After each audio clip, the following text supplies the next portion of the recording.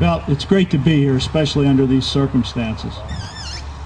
We come here today to remember and reflect on the events that took place here on this hallowed ground 5 years ago today, and to honor and pay tribute to all those individuals that participated in the rescue of the Quecreek miners. Well over 100 groups, totaling more than 700 individuals, at least the ones that we could record, comprised of state agencies, federal agencies, drilling companies, pump companies, coal companies, contractors, excavators, vendors, engineering and surveying companies, and many, many, many volunteer organizations, too numerous to mention every one of them.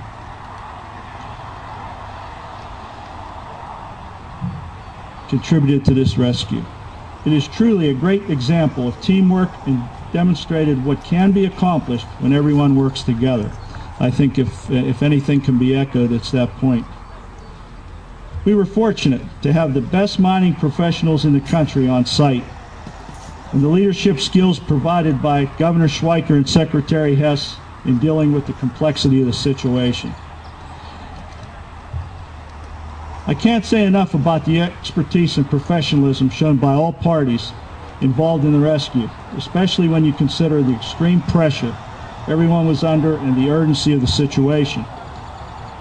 As a result of the efforts of all involved and the critical decisions made by those in charge, with God's blessing, 9 trapped miners were returned to their families.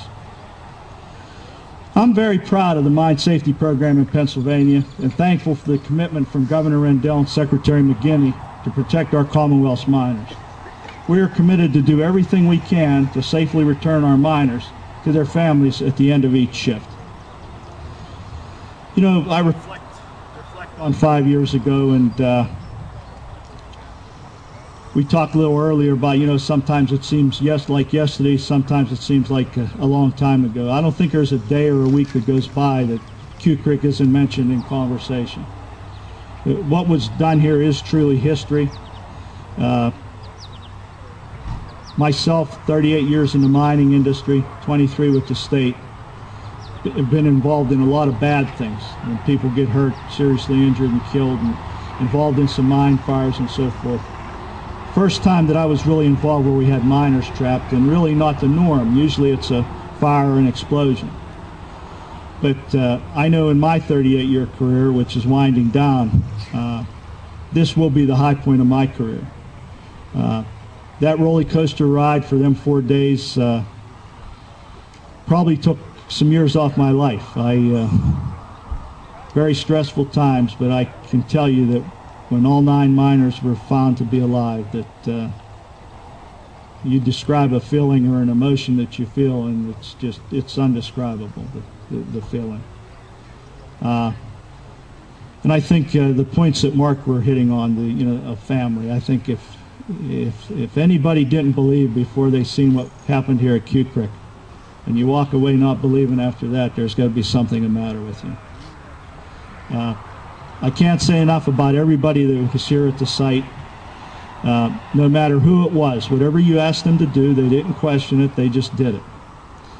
And although everybody had their doubts throughout the rescue, I think that everybody in the back of their mind had held out hope. And again, I mean, it just really demonstrated what can happen when people come together for a common goal. And just really a sensational feeling, and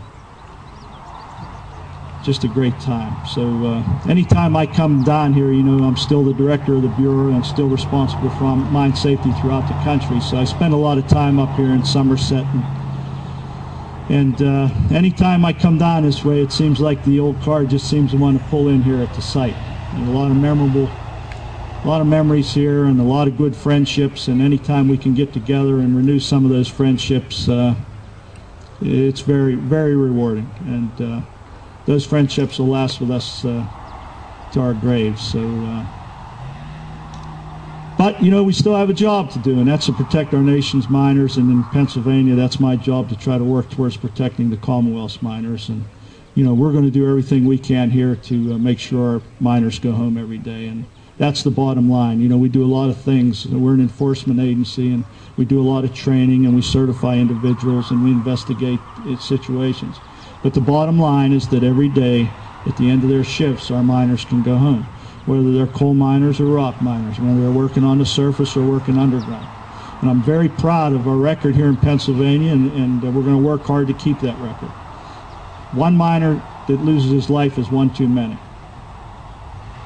And at this time, I'd like to have everybody just bow their heads and take a little moment to reflect on all the miners that have given and paid the supreme sacrifice to make this country what it is today. Without our miners, the country would be in a dire straits. If you can't mine it, you have to grow it, and that's just the way it is.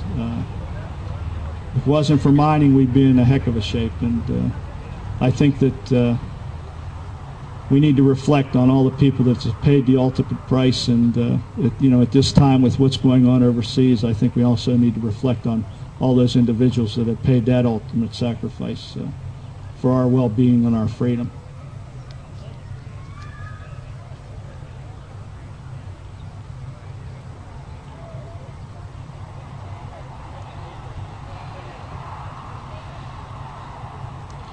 With that, again, it's great to see everybody. I hope everybody enjoys the day, and I hope we never forget Quecreek, because there's an old adage, history will repeat itself.